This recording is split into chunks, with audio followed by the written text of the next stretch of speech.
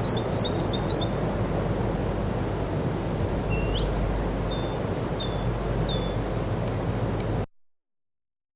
and welcome to Bluejay Chat. I'm your host, Nathan Meyer. Alongside me, as always, Dr. John Sample. John, you brought Tammy back. I did bring Tammy back. Tammy has a very integral role in our district. It plays a really important part in a lot of our communications, keeping me organized. If Tammy doesn't know it, it's not meant to be known. And so that's why I brought Tammy back. Tammy, thanks for coming back. Thanks for having me.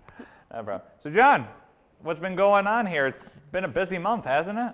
It's been a very busy month. We had our board meeting last night, as you know, and we had a lot of recognitions last night. We always like to start the board meeting that way with our recognitions of staff that are doing fantastic jobs.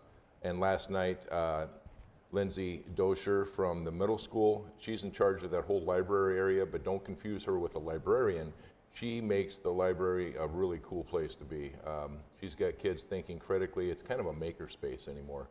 She's not the person that says your library book is overdue. She's the one that engages our students in activities that really creates a successful environment for them.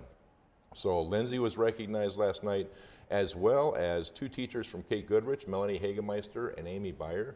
They recently had a Culver's night where a percentage of every sale went to Kate Goodrich, and they were able to raise enough money to have 2 veterans attend the honor flight. And that is huge, as you know, for our veterans. Also at Kate Goodrich, we had teachers that are responsible for the positive behavior intervention supports, the PBIS team. That team consists of Kim Sample, Sherry Schultz, Amanda Gaden, Amanda Krivoshin, Jacob Henke, Taylor Stanley, and Joy Annis. They have a weekly assembly where they model positive behaviors for our students, and it's really, really made a difference. And if you'll notice, Kim Sample continues to get recognized, and so she pretty much shows me up. You know, she's getting recognized more than I ever could dream of. Also, our Kate Goodrich instructional coaches, Stacy Fuhrer and Sandy Roosh, for their hard work on the student data wall. As you know, that plays a huge piece with our student achievement. We also had a cool thing going on at Washington with Arlene Bagley, Vicki Proboski, and Karen Thel. What they do is they have taught a group of students at Washington the kind of a timeless art, really, so to speak, of weaving and sewing. And I think those ladies had just as much fun from the Enrichment Center as our students did, learning how to sew and how to weave. On the athletic side of things, Zach Moots and Maddox Bonnell were recognized for scoring over 1,000 points for their respective basketball teams, and that puts them in the record book, so that was a great honor.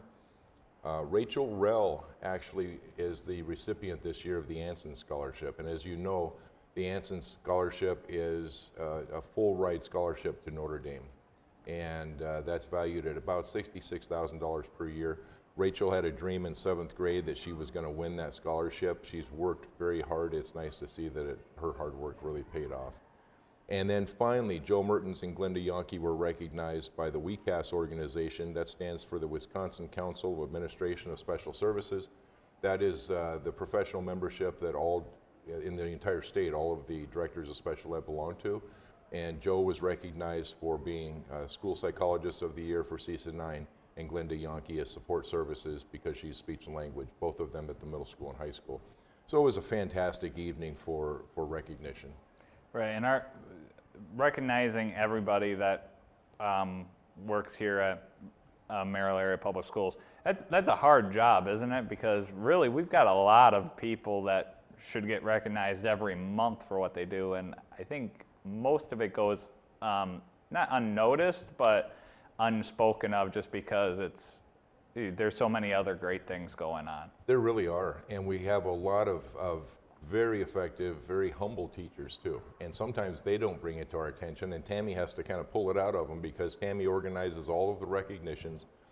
They all receive certificates, and we do have a lot of great things going on. We could probably take a good hour every single month recognizing the fine work that our staff does. Right.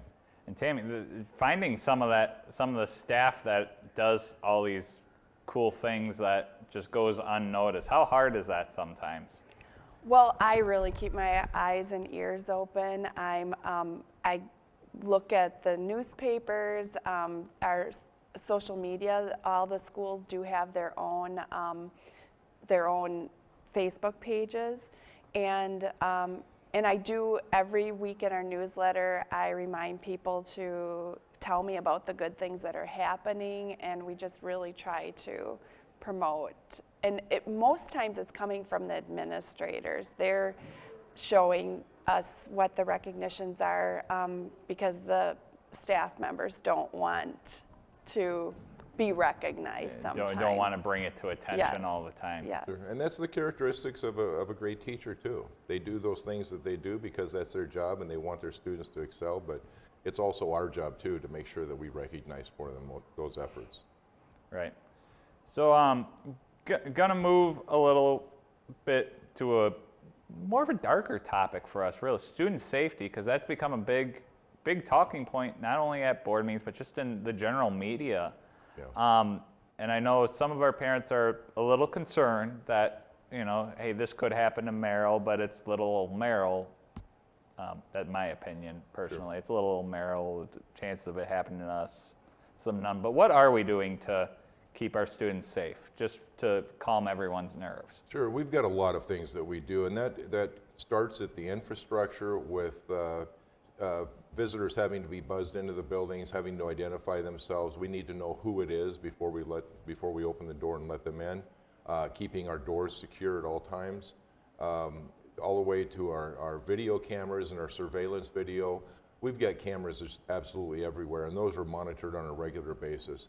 And then finally, with the training that we've received, and it's the ALICE training, which is very highly revered by the FBI and security, defense, and all of those. It's a great training site for our students, for our teachers. And what our teachers do is every single year now, and it began this year, every year that they have to be ALICE certified, and that's going online and understanding this is how I'm going to react in the event that our security becomes threatened. And so it's an unfortunate thing that we do. I never had to do that in my early years as a teacher, but circumstances, of course, have led us down this path.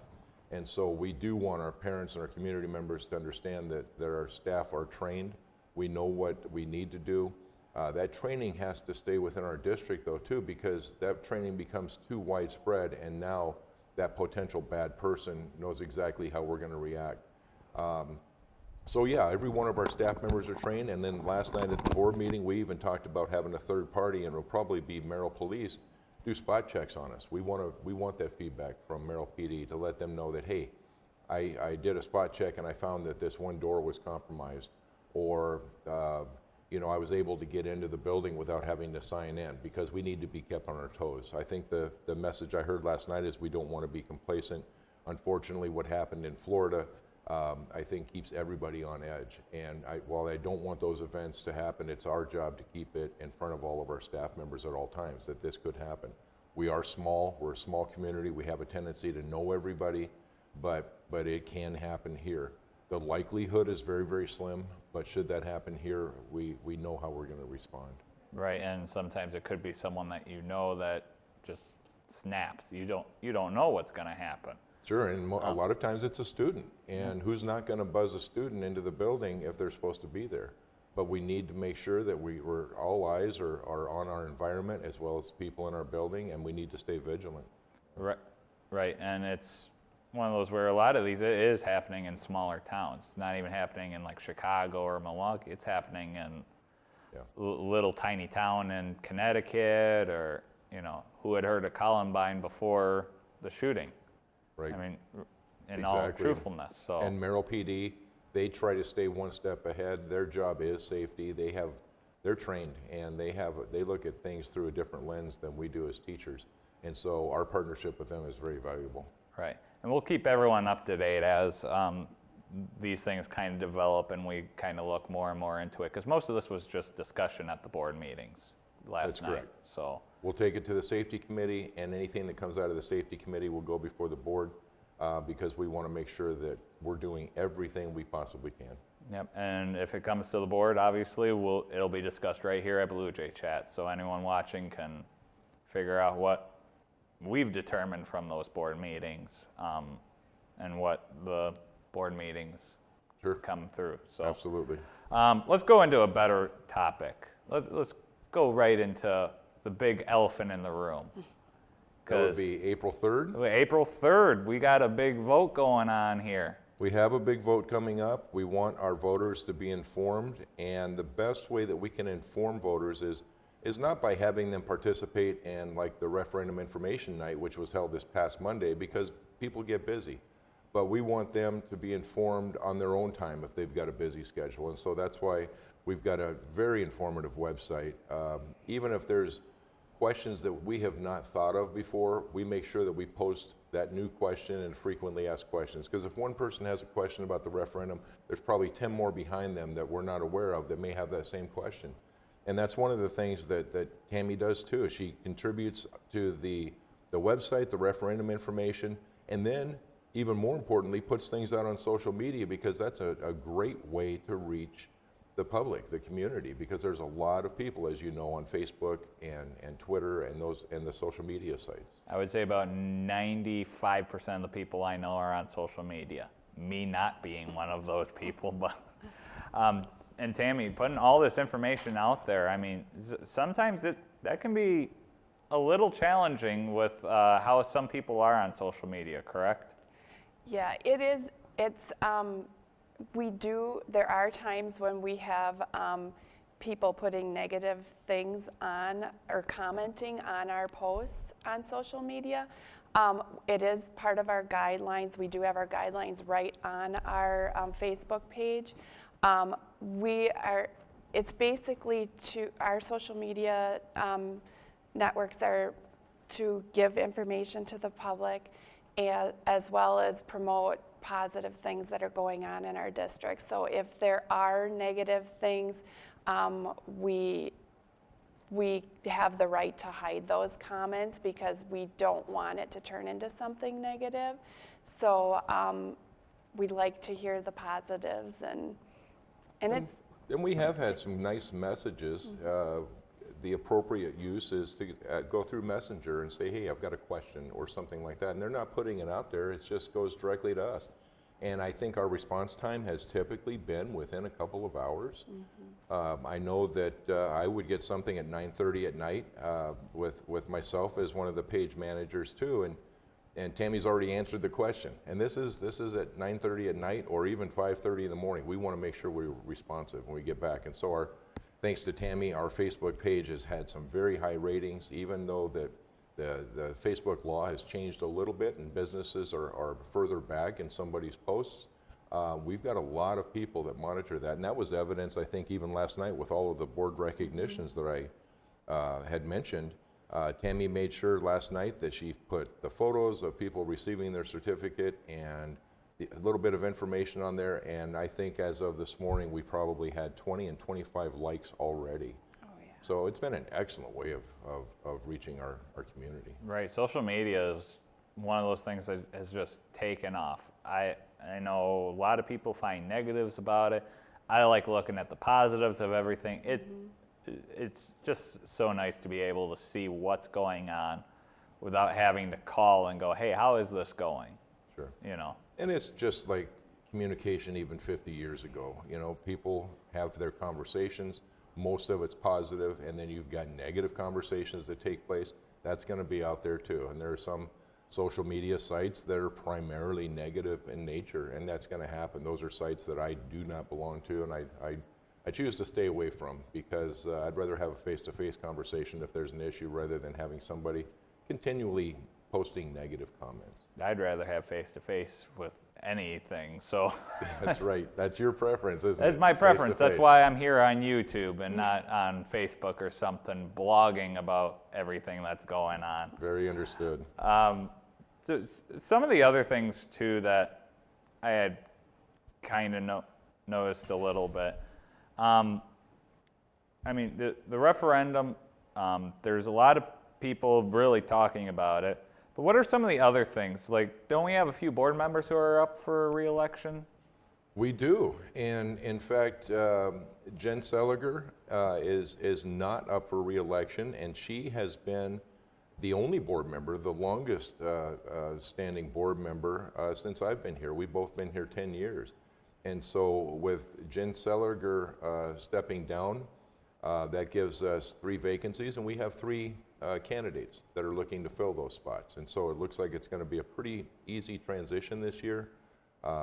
We have Jeremy Ratliff, and Maria Volpe, and then we've got Brett Waller. Yeah. Brett Waller is going to be, it appears, he will be our newest board member.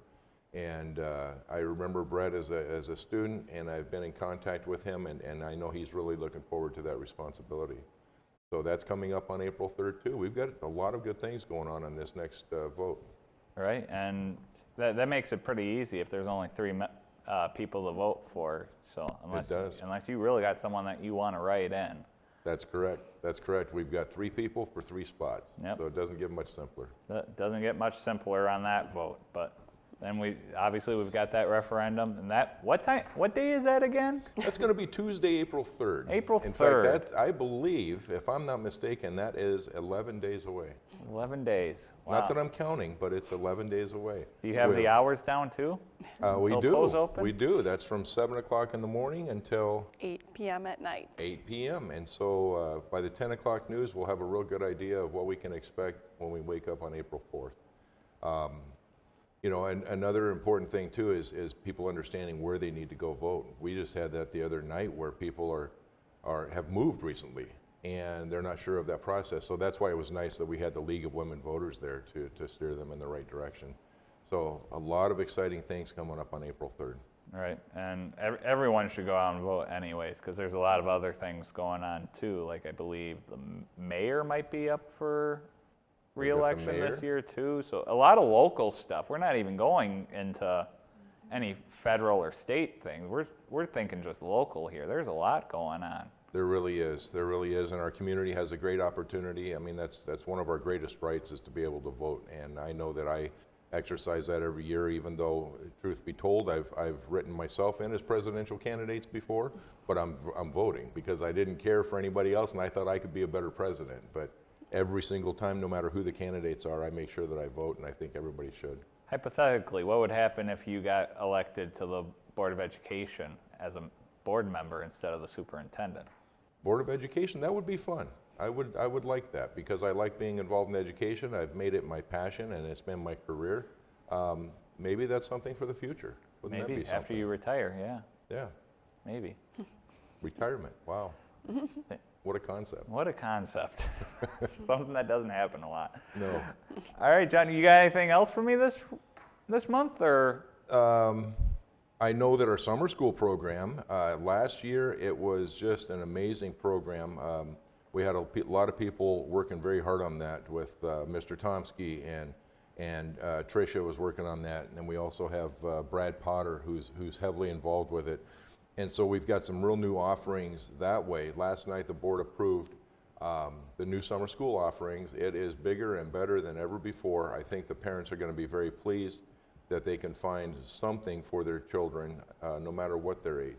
And so a couple of the new classes that we've got is the hunter safety is going to be a new offering primarily for our 7th and 8th graders, although we would also consider 5th and 6th graders should they want to do that, because there is no age limit, as you know, with DNR for hunting, and we want our students to be safe. It's one of those responsibilities, I think, that should be taken extremely seriously. And then also, we received a donation from Whitetails Unlimited. Another new course is going to be taking place at the school forest, and that's going to be the archery program. And that comes out of the NASP organization, or National Archery in the Schools program. I've always believed that some of our students that have difficulty focusing, archery is such a great sport for them. It's one of those things that requires focus. They have to be trained to be safe as well. And I happen to be a NASP certified trainer, as well as my wife, and there's several others in the district that are doing that. And so we're going to train a whole bunch of instructors so that that can be one of the activities that we start incorporating at the school for us. It's just a wonderful, wonderful sport. Right, and hunting's obviously not just deer hunting, but just hunting in general. It's such a huge thing in this area. Yeah. A lot of people actually depend on that for food sometimes, Yeah. Depending on who you are and what your background is. And we've got a lot of archers too. And, Right. and even our boys and our girls, should they choose not to hunt, it's still a great sport for your marksmanship and the dedication that you have to practice just like anything.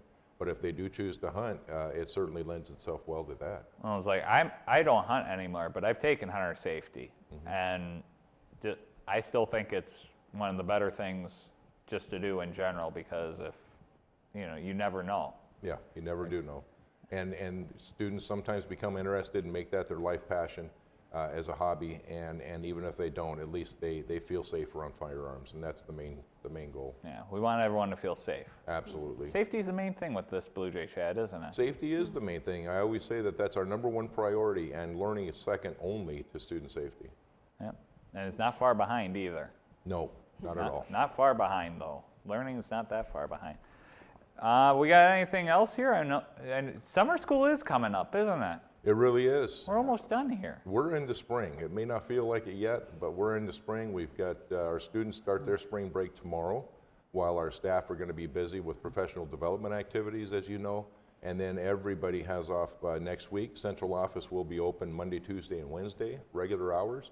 But it's spring break, and it's kind of a time for our students and our staff alike to regroup, relax, and then let's hit the ground running. As you know, then we're coming back on April 2nd. April 3rd is the vote. April 4th, we're going to be scrambling.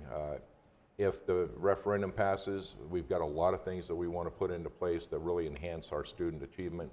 And when the referendum passes. When the referendum passes, that's right. And so that's what you've been telling me the last 6 months. When it passes, yes. We're prepared either way, but when it passes, we're going to do a lot of great things. Right, and that's definitely something that we'll highlight here at Bluejay Chat next month. Yes. Because, boy, you realize next month's our 1 year. The 1 year anniversary. 1 year anniversary of Bluejay Chat. Of the award-winning Bluejay Chat. I don't know if we're award-winning yet. We'll find out here in May. So. Fantastic. All right. Tammy, thanks for joining us again. John, thanks for being here again. I'm Nathan Meyer. Thanks for watching Bluejay Chat.